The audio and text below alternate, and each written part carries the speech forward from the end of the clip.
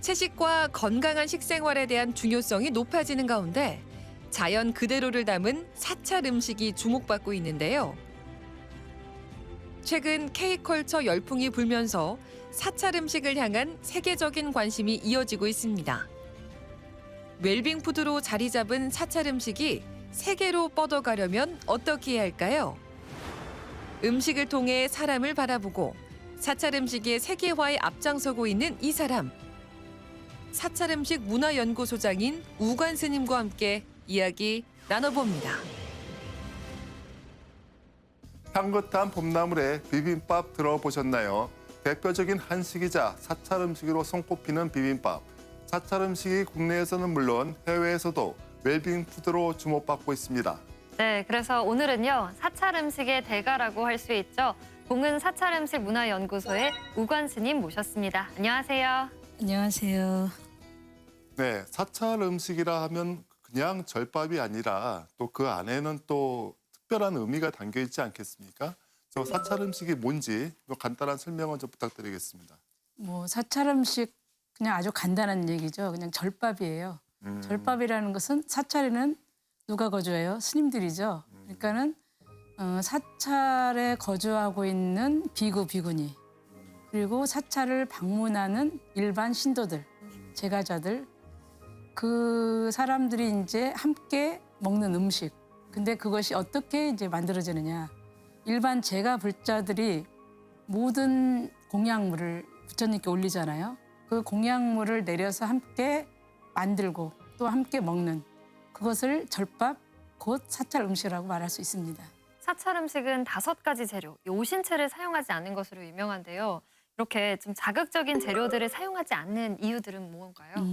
이제 일반적으로 스님들이 어떤 중노동을 하는 그런 일이 아니고 보통은 명상을 하거나 그 기도를 연부를 하거나 이런 정적인 활동을 하다 보니까 몸에서 말하자면은 많은 에너지를 요구하는 게 아니어서 실질적으로 그 말씀하신 오신채, 파, 마늘, 부추, 달래, 한 거는 그걸 음식을 생으로 그 식재료를 생으로 먹었을 때는 자기 의지나 의도하고 상관없이 자기도 모르게 성내는 마음이 불떡불떡 일어나게 도와주고 또 그걸 익혀서 먹었을 때는 또 본인 의지와 상관없이 말하자면 음란한 마음을 도와주기 때문에 수행자에게는 적절하지 않은 말하자면 알맞지 않은 식재료가 되기 때문에 금하고 있어요. 그런데 이제 일반인들은 많은 활동도 해야 되고 또 지금 공해도 심하고 이렇기 때문에 이제 꼭 또 필요한 식재료이기도 하고 그런데 절집에서도 그 오신채를 몸에 병이 들었을 때는 먹어도 된다고 부처님께서 또 허락을 하셨습니다. 특히나 그 사찰 음식 같은 경우에는 주로 그 제철 재료를 사용하지 않습니까? 예. 근데 이건 또 그때그때 어떻게 그 공수해 오시나요? 사실 이제 제철 재료를 사용한다는 것은 지금 한국의 그런 지형상 모든 사찰이 거의 산에 있다고 봐야 되죠. 그렇기 때문에 자연과 더불어서 그 생활을 하다 보니까 이렇게 눈만 돌리면 전부 다 그 먹을 수 있는 식재료예요. 그러다 보니까 이제 자연적으로 우리가 채취를 하게 되고 또 부족한 것은 지금 너무 많이 이제 시장이 활성화돼 있기 때문에 또 구하기도 하지만 실질적으로 저희가 봄, 여름, 가을에 나는 식재료를 직접 채취해서 그거를 저장하는 방법에 있어서 말린다거나 부각을 또 만든다거나 그리고 김치, 장아찌 등을 만들어서 그 신선한 재료를 구하기 힘든 겨울에 먹기도 하고 사시사철을 실질적으로 제철에 나는 식재료를 그렇게 부각, 그다음에 장아찌 이렇게 말리고 그렇게 해가지고서 저희가 이제 섭취를 하고 있죠. 불교계 안에서도 그 여러 가지 일을 하고 계시지 않습니까? 근데 스님께서는 굳이 이런 사찰 음식에 그 관심을 가지시게 된 계기가 무엇인가요? 사찰 음식에 특별히 관심을 갖는다는 것보다 삶이 그 음식을 빼놓고 말하자면 의식주에서 음식을 빼놓고 우리가 살아갈 수가 없잖아요. 그리고 또한 이 수행자에게 있어서 몸이 그 건강한 몸을 유지하지 못하면 수행을 할 수가 없어요. 그러다 보니까 일상에서 이 먹는 문화가 굉장히 중요하게 다가오죠, 저희들에게. 그리고 하루 속에서도 그 한 끼를 챙겨서 먹는다는 것은 그냥 단순한 먹는 거, 그냥 그런 하나의 그 노동이 아니고 이 모든 식재료를 구하고 조리하고 또 먹고 이건 일상 자체가 저희들에게는 수행이에요. 그러다 보니까 그냥 음식을 탐하고 음식을 구하고 그런 차원이 아니고 그냥 이렇게 하루 한 끼 속에서 챙기는 이것 자체가 모두 수행이기 때문에 관심을 안 가질 수가 없는 또 현실이지요. 제가 알기로는 2009년에 대한민국 사찰 음식 대항연에서 사찰 음식을 선보이셔서 화제가 됐었는데요. 특히나 밥과 죽을 선보이셔서 화제가 됐습니다. 어떻게 보면 이건 흔한 메뉴인데 이 음식들을 선택한 이유가 있을까요? 우리의 주식은 밥이잖아요. 그렇기 때문에 사실은 굉장히 중요한 요소이기도 하지만 실질적은 너무 또 흔한 그런 주식이다 보니까 또 소홀해질 수 있는 그러다 보니까 제가 그 사찰음식 대항연에서 그 전시를 해달라는 그 부탁을 받았을 때 한국인의 주식에 있어서 쌀을 빼놓을 수도 없고 그 쌀을 가지고 또 할 수 있는 요리를 한번 사람들에게 선보임으로 인해서 좀 관심을 가질 수 있게 그래서 그 사계절에 나는 식재료를 활용해서 밥과 죽을 16가지를 말하자면 봄이면 민들레, 뭐 질경이를 가지고 밥을 만들고 여름이면 뭐 상추, 잎채소를 가지고 가을에는 열매나 뿌리를 가지고 그렇게 해가지고서 사실은 이제 16가지를 밥과 죽으로 선을 보였어요. 그러다 보니까 사람들이 보통 뭐 그 전시 같은 거 하면 뭔가 특별한 거를 생각하고 왔다가 늘 자기들이 먹는, 보는 밥과 죽이 있으니까 처음에는 뭔가 싶어서 그런데 굉장히 그 거기에 호평을 했어요. 말하자면 늘 우리가 먹는 밥이고 죽인데 너무 색다르고 이런 것도 가지고 밥을 먹을 수 있고 죽을 만들 수 있구나라는 이제 그러한 하나의 그 새로운 것을 시사를 하게 된 거죠. 그래서 그 전시가 굉장히 좀 호평을 받았던 그런 기억이 있습니다. 수많은 그 음식 재료 그리고 또 수많은 그 조리법을 고민하시면서 이 음식에 대해서 철학이 생기셨어요. 그렇죠? 그러면은 그 스님께서 그 생각하시는 음식은 또 무엇인가요?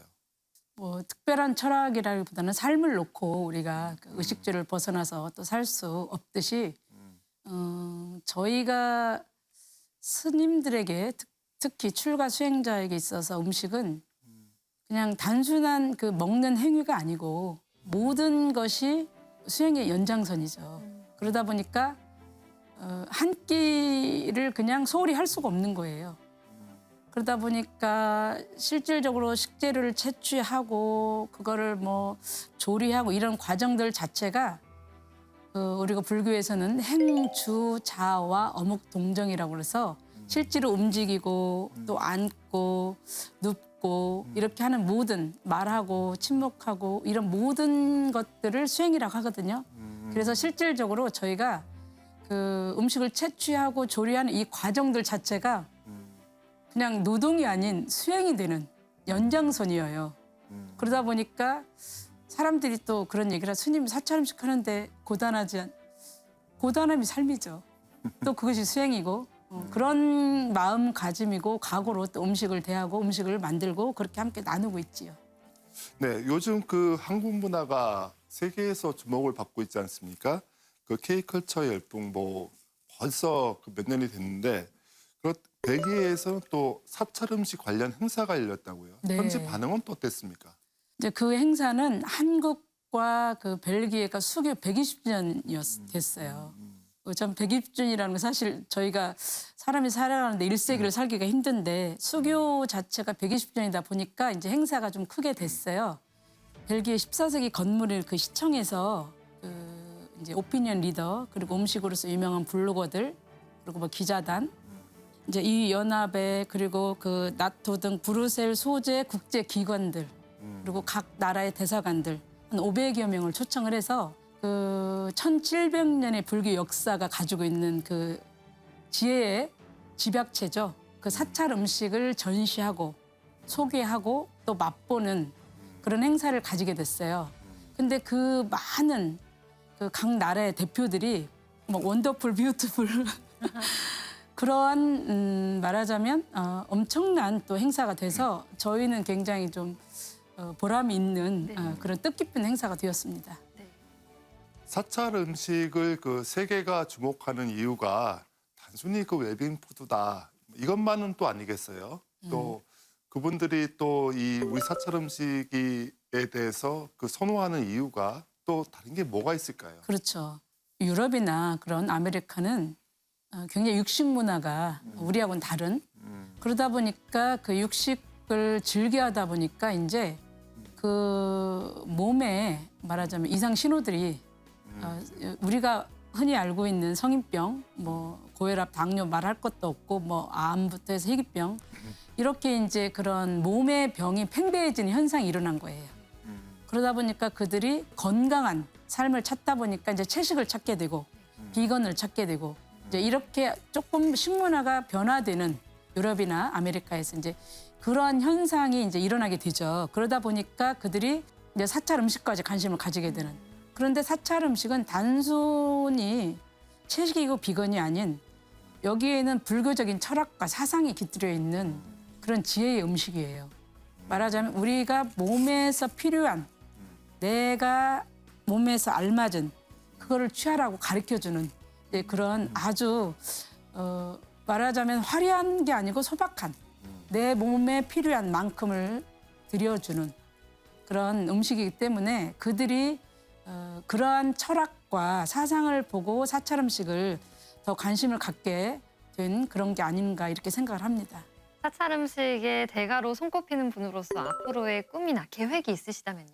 꿈하면 사실 굉장히 많은데 저는 이제 그 출가해서 이렇게 그 스님으로 살면서 20대, 30대, 40대 이렇게 오면서 저는 이제 50대, 60대를 바라보고 있는데 늘 그 우리가 함께 더불어 사는 세상을 꿈꾸었어요. 네. 그러다 보니까 함께 수행 공동체를 그런데 이제 그 수행 공동체라는 것이 무언가 함께 할 수 있는 사상을 공유하고 철학을 공유할 수 있는 이제 그런 것이 되어야 되는데 사찰 음식을 통해서 그래도 우리의 몸을 돌보고 또 불교의 사상과 철학 그런 명상을 통해서 우리가 정신을 또 돌보고 이렇게 해서 함께 사상을 초월한 말하자면 종교를 초월한 모든 사람들이 이러한 뜻이 있다면 함께 더불어서 좀 아름다운 인연들이 모여서 살 수 있는 그런 수행 공동체를 꿈꾸고 있습니다.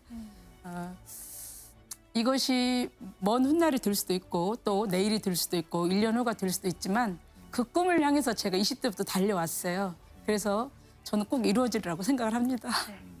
마지막으로 이 사찰 음식에 관심이 있거나 또 배우고 싶은 분들에게 한 말씀 해주신다면요? 그 어떤 일이 됐든 관심을 가지고 그 꿈을 갖는다는 것은 일단 훌륭하다고 생각을 하고 그 사찰 음식은 특히 밖에서 그 먹었던 음식들하고는 어떻게 보면 반대적인 그러니까 양념을 더하는 것이 아니고 양념을 빼는 그리고 식재료가 밖에서는 모든 걸 다 먹게 되잖아요. 근데 여기에서는 조금 가려지는 그래서 실질적으로 이거에 관심을 갖는 분들에게는 그동안 살았던 삶을 조금 내려놓고 새로운 삶을 만나는 어떻게 보면 삶이 업그레이드되는 그러한 방향성을 제시한다고 봐요. 그래서 저는 사찰 음식에 조금 관심을 가지고 배우고자 하는 분들이 있다면 이런 열정과 좀 의지를 가지고 배우기 시작하면 몸도 바뀌어지고 또 삶이 바뀌어지는 좋은 계기가 된다고 생각을 합니다. 그래서 또 실질적으로 배우고자 한다면 또 많이 있거든요. 여기저기서 배울 것이. 그래서 여러분들이 좀 삶이 바뀌어지는 계기가 되는 사찰 음식과 더불어서 그런 시간이 되기를 바랍니다.